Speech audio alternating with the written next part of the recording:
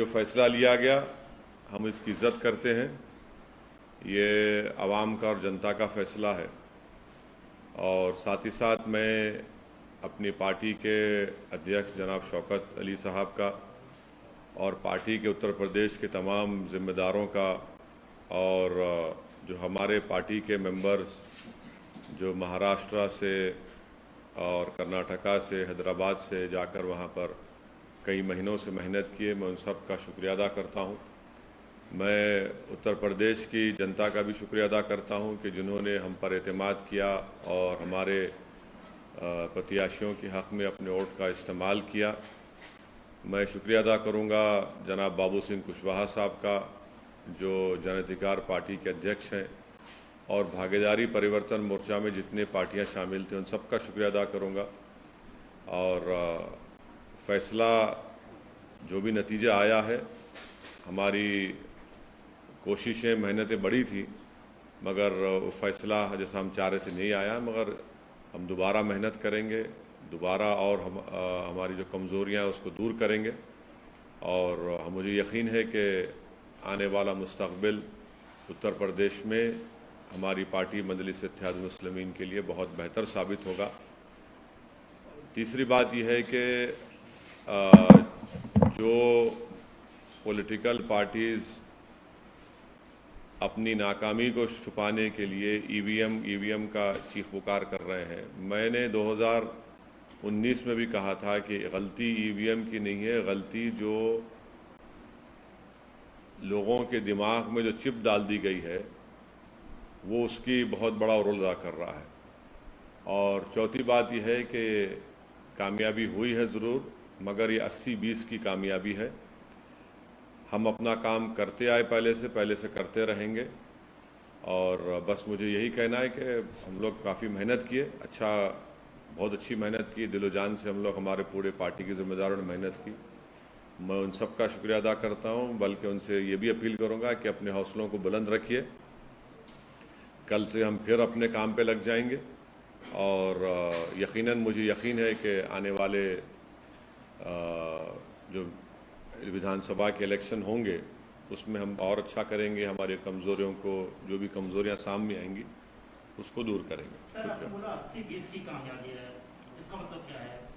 ये आपका कहना है कि पार्टी का जो मकसद है, कई हमारे मकासद हैं, कई ऑब्जेक्टिव्स हैं, उसमें एक बड़ा ऑब्जेक्टिव ये भी है कि एक पॉलिटिकल लीडरशिप बने। अब अगर आप इस तरह से ये पैगाम देंगे तो फिर आप सिर्फ वोट डालने वाले बन जाते हैं, वोट लेने वाले नहीं बनते हैं आप, और आप एक झुंझुना बन जाते हैं। अब मिसाल के तौर पर ये जितने भी अभी तक नतीजे आए, जो रिज़ल्ट्स आया, जो बड़ी बड़ी बातें कर रहे थे लोग कि ये इनका वोट ट्रांसफ़र होगा, उनका वोट ट्रांसफ़र होगा, ट्रांसफ़र कुछ भी नहीं हुआ। और जो लोग झूठे दावे पेश कर रहे थे, जो लोग सब्ज़, उर्दू का लफ्ज़ बोल रहा हूँ, सब्ज़ बाग दिखा रहे थे, वो सब तो सब मालूम हो गया कि किसका वोट कहाँ पर गया, किधर गया। तो खैर अभी तो पूरे नतीजे नहीं आए, तो इस नतीजे पर और जब पूरे नतीजे आ जाएंगे उसको देखकर भी फिर हम और यकीनी तौर पर कह सकते हैं। मगर यह है कि जो उत्तर प्रदेश के अल्पसंख्यक समाज के माइनॉरिटीज़ हैं उनको सिर्फ वोट बैंक की तरह इस्तेमाल किया गया, और इसी वजह से आज आप देख रहे हैं कि जो पॉलिटिकल लीडरशिप की हम जब बात करते हैं तो उससे सबको तकलीफ हो जाती है।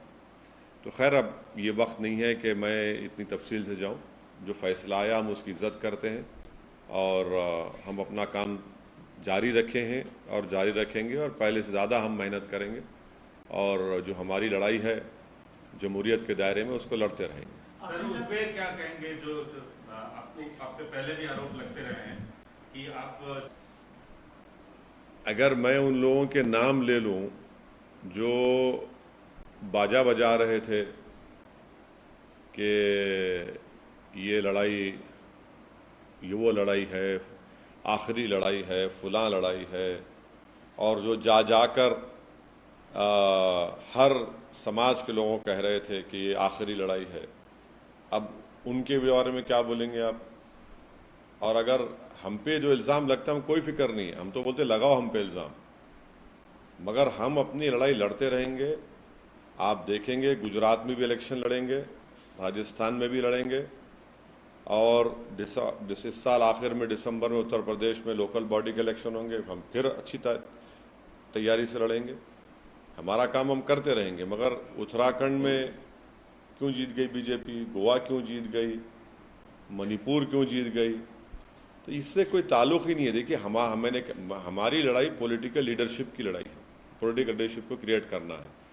अब उत्तर प्रदेश की ख़ास तौर से जनता को, गरीब को, दलित को, अल्पसंख्यक समाज को समझ में आ जाएगा कि इनको सिर्फ इस्तेमाल किया गया था। भाई आप जो दावे कर रहे थे, जो भीड़ दिखा रहे थे, जो बातें हो रही थी, जो ख्वाब में भी मुख्यमंत्री बन गए थे, उसका जिम्मेदार भाई तो नहीं हो सकता हूं ना। सर, आप बोले कि वोट बैंक की तरह इस्तेमाल किया जाता है, खास तौर से माइनॉरिटी को, और आप अपनी जो स्पीचेज में बार बार इस बात की अपील कर रहे थे। मैं अपनी स्पीचेस का हवाला, अच्छा किया आपने ये सवाल किया। मैंने तो अपनी स्पीच में कहा कि समाजवादी अलायंस बीजेपी को नहीं हरा सकता, तो उस वक्त भी लोग बड़े नाराज हुए। ऑन रिकॉर्ड मेरे स्पीचेस आप देखिए, यूट्यूब पे हैं। मैं तो बात कह रहा हूँ, कह चुका हूँ,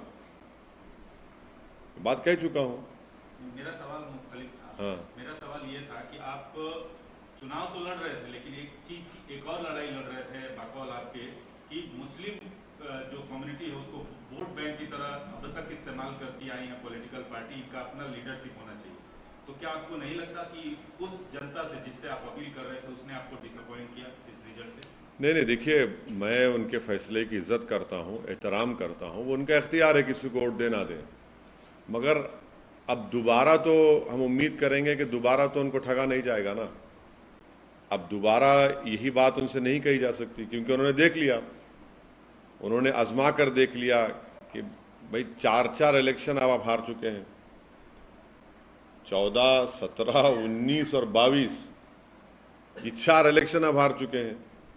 तो अब हम उम्मीद करते हैं कि वो अपना, उनका ही फैसला है, मगर वो अब की बार जब आइंदा पार्लियामेंट के इलेक्शन होंगे उत्तर प्रदेश में या म्यूनसिपल इलेक्शन होंगे, वो हमारी इस बात पे गौर करेंगे। हमको मालूम है कि हमारी बहुत सी बातों को लोग उस पर गौर किए, मगर एक जो चलाया गया था प्रोग्राम पूरा, वो प्रोग्राम तो नाकाम साबित हो गया। सर, यूपी में पहले कहा जाता था कि एमवाई समीकरण चलता है, इसमें भी आता, लेकिन इस बार ये कहा गया है कि एमवाई समीकरण चला है, वो भी महिला और योजनाएं। कोई नहीं, सुनिए, नहीं, एक मिनट, और प्रधानमंत्री के चलते ही एमवाई किसके लिए चलता था?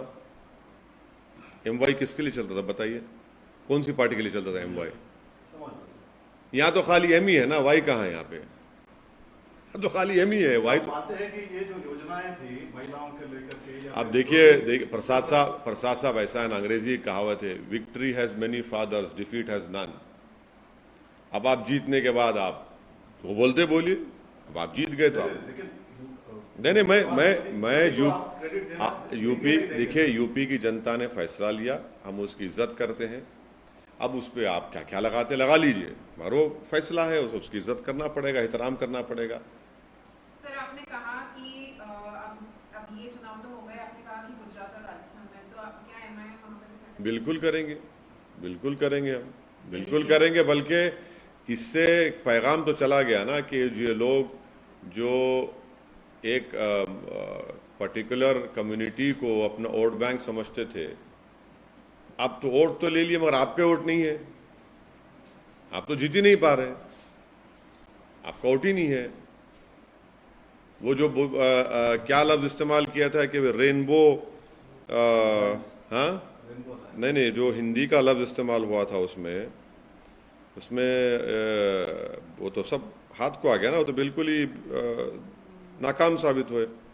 बहुरंगी गठबंधन, ये कहाँ से बहुरंगी था भाई? उसमें तो खाली एक ही रंग था। रेनबो कोलिशन कहा आपने कि ये कम्युनिटी का वोट, वो कम्युनिटी का वोट, ये ट्रांसफर हो गया, वो हो गया। अब आप बताइए कि लखीमपुर खीरी में बीजेपी पूरी जीत जाती है। इसलिए हम कह रहे हैं कि 80-20 का मामला हो गया, और ये 80-20 हम आपको कह रहे हैं बहुत लंबे सालों तक रहने वाला है भारत की जमहूरियत में। तो आपको लगता है विकास के मुद्दे पे नहीं, अभी ये प्रेस कॉन्फ्रेंस ये मौका नहीं है, ना वक्त है कि मैं इतना उसमें सब्सटेंशिएट करूं, मगर मैं इतना जरूर कहूंगा कि 80-20 का ये माहौल बहुत लंबे सालों तक रहने वाला है। ये समझने की जरूरत है सबको। क्या इस सर, आखिर ऐसा क्यों है कि आप वेस्ट बंगाल गए, वहाँ भी जो मुस्लिम कम्युनिटी का भरोसा नहीं जीत पाए। अभी उत्तर प्रदेश में उन सीटों पर चुनाव लड़े जहाँ जो मुस्लिम माहौल और डिसाइडिंग पोजीशन पर रहती है। नहीं, ऐसा नहीं। हम तो अलायंस का हिस्सा, सुनिए, ऐसा नहीं, हम तो अलायंस का हिस्सा थे, भागीदारी परिवर्तन मोर्चा का। जितने जन अधिकार पार्टी के भी कैंडिडेट्स थे और दूसरे अलायंस के, हम सबके लिए कैंपेन किए।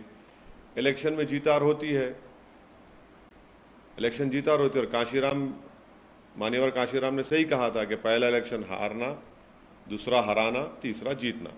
अरे सुनिए, ये काशीराम साहब का एक बहुत बड़ा इंपॉर्टेंट स्टेटमेंट है। हम हारे हैं, जीतेंगे दोबारा, इसमें कौन सी बड़ी बात है, कौन सा आसमान गिरने वाला है। हमारे हौसले, हमारा अज़म कभी कम नहीं होगा, ना इससे होता है। ठीक है, हम जो चाह रहे थे उसके बरक्स नतीजा आया, कोई बात नहीं है, मगर हमारे हौसले, हमारे स्पिरिट आज भी हाई हैं, कल भी हाई रहेंगे, अब लगे रहेंगे। आपने कांशीराम का इसी से जुड़ा हुआ कॉम्प्लीमेंट्री समझिए वो नहीं, मतलब आखिर क्या कारण वो आप पाते हैं कि जो मुस्लिम कम्युनिटी है उसका भरोसा नहीं जीत पा रहे हैं। नहीं, देखिए, अब एक मैसेजिंग जो की गई थी ये सब लोगों की वजह से, अब उसका नतीजा देख रहे हैं ना आप, अब उसका नतीजा देख रहे हैं लोग। तो ये एक टर्निंग पॉइंट होगा मुस्लिम पॉलिटिक्स के लिए। ये यहां पर मालूम हो जाएगा कि भाई जो दावे कर रहे थे उन्हीं के पास कुछ है ही नहीं, वो खुद बिल्कुल खाली पड़े हुए हैं, सिर्फ दावे कर रहे थे। अगर उनके दावे सही साबित होते तो कुछ तो उनके पास बचता, उनके पास कुछ नहीं बचा। तो हिजाब का मामला किसको फायदा किया और किसको नुकसान किया सर? देखिए, हिजाब का मामला मैंने कहा था अपने भाषण में, ये संविधान के फंडामेंटल राइट का इशू है। इलेक्शन हो, चुनाव हो ना हो, जहां पर फंडामेंटल राइट्स का वायलेशन आएगा वहां पर बोलना पड़ेगा। लेकिन वो इशू अगर चुनाव नहीं होते तो आप समझते हो इसी खाऊं बढ़ जाता। आप गलत सोच रहे हैं। आप, ये मेरा फंडामेंटल राइट है, संविधान को प्रोटेक्ट करना मेरी आपकी जिम्मेदारी है, मैं बोलूंगा बराबर।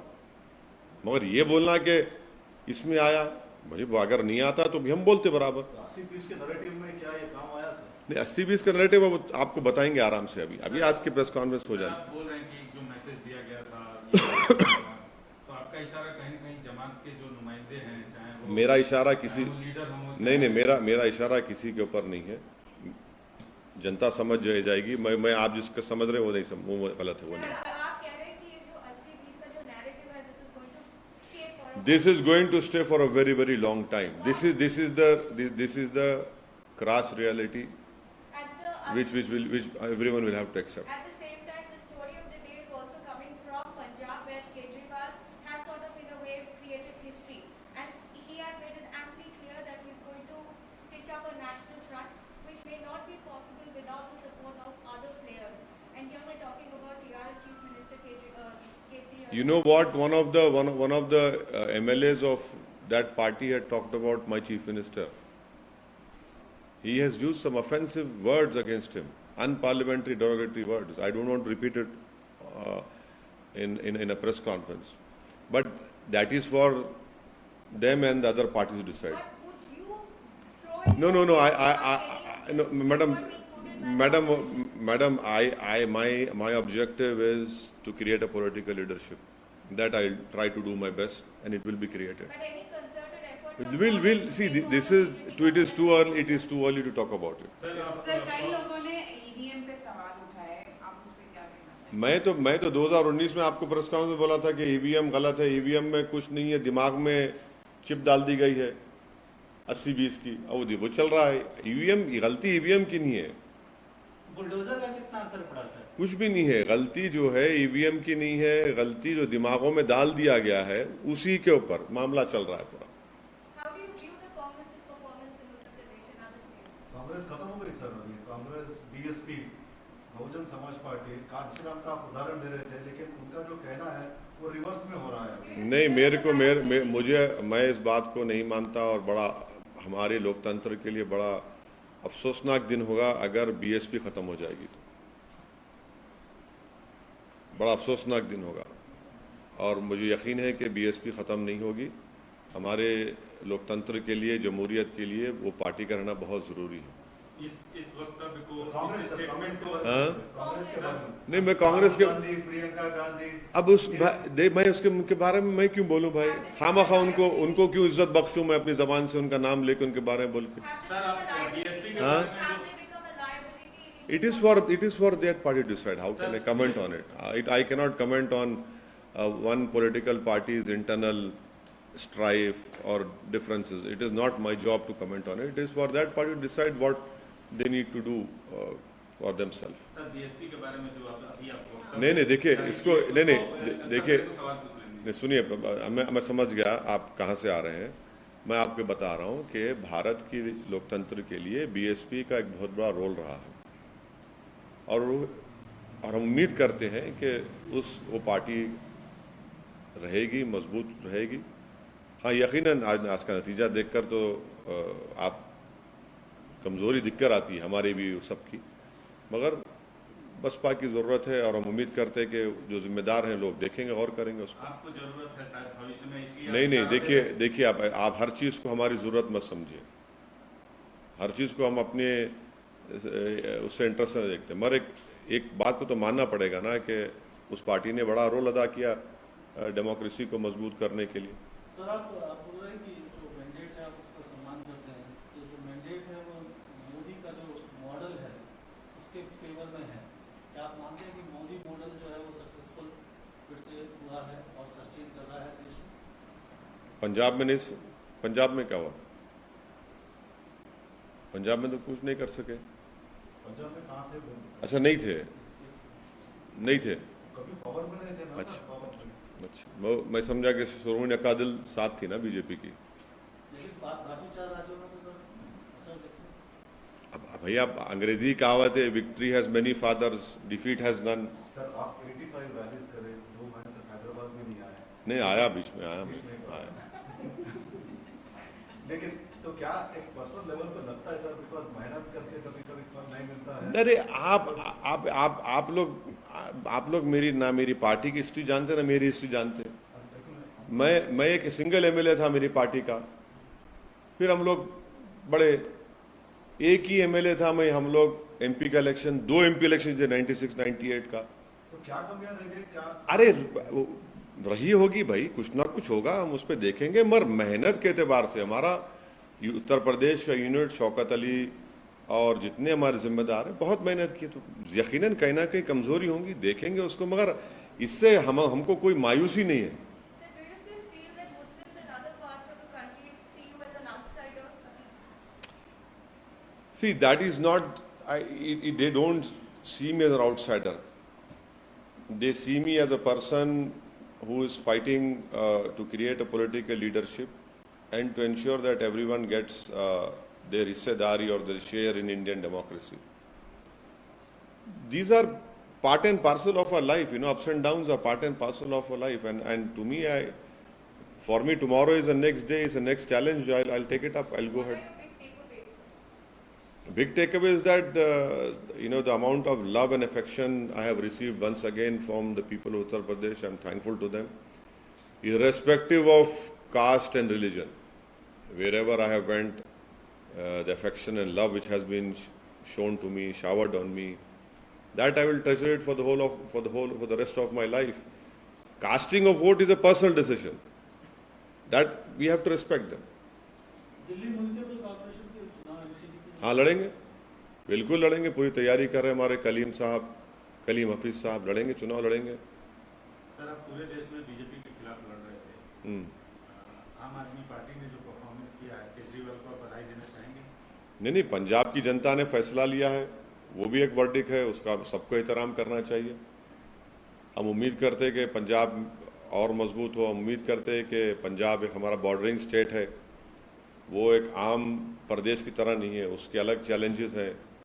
और जब जनता ने फैसला दिया है तो उसको एक्सेप्ट करना पड़ेगा। आप बधाई देंगे केजरीवाल? नहीं, मैं तो पंजाब की जनता ने जो फैसला लिया उसका एहतराम करता हूँ, उसका एहतराम करना चाहिए, क्योंकि उन्होंने वो डिसाइड किया कि एक मैसिव मैंडेट उन्होंने किसी के पार्टी के हक में दिया, तो हम उसका एहतराम करते हैं। सर, इससे थोड़ा सा ये इस इलेक्शन के जो रिजल्ट्स आए हैं, इसका जो संभावित फेडरल फ्रंट और something minus BJP minus Congress type का, अरे मेरे से क्यों पूछ रहे हैं? नहीं, ऐसे अरे देखिए, पॉलिटिशियन है, मुझसे मत पूछिए, मुझे नहीं मालूम। मैं तो मोस्ट अनटचेबल आदमी हूं ना पॉलिटिकली, तो मुझसे क्यों पूछ रहे आप? मैं क्या बताऊंगा उस बारे में? और कुछ? सर एक सवाल है। जरूर। राष्ट्रपति चुनाव को लेकर अभी से माहौल बन रहा है, अपने सीएम साहब भी उसके लिए एक तरह से मेहनत कर रहे हैं। अगर कोई बीजेपी के खिलाफ सारी पार्टियां मिलकर अगर कैंडिडेट, मेरी देखिए, मुझे आपसे मालूम हो रहा है कि हमारे मुख्यमंत्री इस तरह का प्रयास कर रहे हैं, मुझे नहीं मालूम। मैं जिस दिन हमारे मुख्यमंत्री से मिल लूंगा, मुझे टाइम देंगे मिलने का, तो मैं उनसे पूछ लूंगा। मगर जब वो टाइम जब देंगे, मेरी जब मुलाकात होगी मोहतरम वज़ीर आला तेलंगाना से, तो मैं उन मोहतरम से पूछ लूँगा। अभी तो मेरी बहुत अरसे दराज से मेरी उनसे मुलाकात ही नहीं हो पाई, वो बहुत मसरूफ़ हैं। तो जब उनकी गुनागो मसरूफियत में वो थोड़ा वक्त दे देंगे, तो यकीनन आपका सवाल उनसे पूछ लूँगा, और जवाब जब आएगा तो आपको बता देंगे। मुस्तकबिल में संभव है कि अकेले से आप हाथ मिलाएं? देखिए, मुस्तकबिल में क्या होगा मुझे नहीं मालूम, मगर हम ये कह रहे हैं कि अब आज के इस फैसले के बाद तो हमारी जितनी बातें हम कह रहे थे वो सब सच साबित हो गई, वो सच साबित हो गई। अब ये देखना है कि वो अपनी विधानसभा की सीट पर रहते हैं या फिर वो आजमगढ़ की अपनी पार्लियामेंट सीट छोड़ते हैं। हम तो पार्लियामेंट का इलेक्शन भी लड़ेंगे उत्तर प्रदेश में। सर, आपने एक बात कही कि सिर्फ एम रह गया, वाई नहीं, वाई कहाँ चला गया? नहीं, प्रसाद साहब ने MY की बात की थी, तो हम तो बोले, हम ये कह रहे हैं खाली M ही रह गया है, वाई तो मैदान जंग से गायब हो गया। मोहब्बत में हम ही खड़े हो गए, और जो हमको मैदान में लाए, जंग के मैदान में छोड़ के भाग गए हमको। आप डायरेक्टली ये कहना चाहते हैं कि नहीं, हम को यादवों ने सपोर्ट नहीं, अब देखिए, डेटा आएगा, मालूम हो जाएगा, डेटा आएगा। मगर हम तो यही कह रहे हैं ना भाई, नहीं, ये जो लफ्ज इस्तेमाल किया आपने, वो क्या था कोलिशन, वो बहुरंगी गठबंधन, एक ही रंग नजर आ रहा था इसमें। तो अभी तक तो रिजल्ट जितनी आए हैं एक ही नहीं, देखिए, अभी इसको आप एक रंग वंग मत दीजिए, रंग नजर तो एक ही आ रहा है।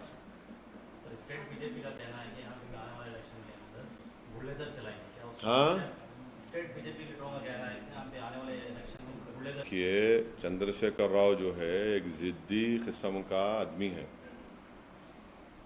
ये बातें नहीं करना यहाँ पे, समझे ना।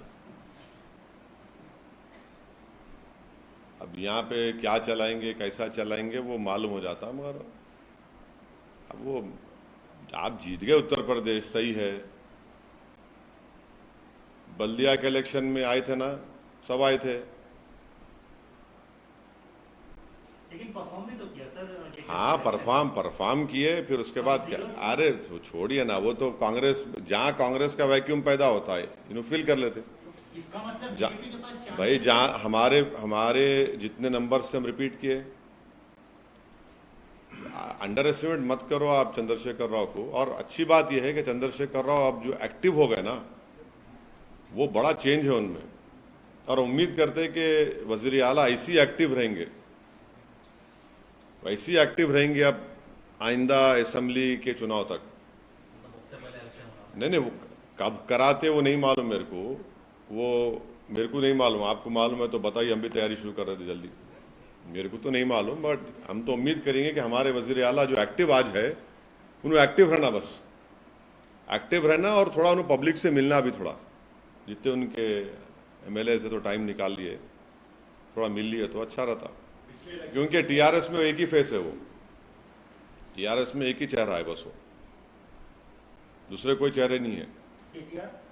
बहुत बड़ी बात बोले, टीआरएस में कैसे सर एक ही चेहरा है? बिल्कुल टीआरएस में एक ही चेहरा है, कोई दूसरा चेहरा है ही नहीं, कोई भी नहीं है, कोई नहीं है सिवाय वजीर आला के चंद्रशेखर और कोई चेहरा नहीं है। सर पिछले इलेक्शन में बाबू भी बहुत एक्टिव हुए थे, ऐसी नेशनल पॉलिटिक्स में इन्वॉल्व होते हैं, अभी नहीं दिख रहे है उन्होंने आंध्रा में है ना थोड़ा बहुत, आंध्रा में है थोड़ा बहुत है। नहीं, इनका सिचुएशन ऐसा ना होता। कहाँ पे? यहाँ पे नहीं देखिए, इन्हों चंद्रबाबू नायडू को छोड़ के निकले, वो ऐसा आदमी नहीं है, वो छोड़ के निकले स्वयं।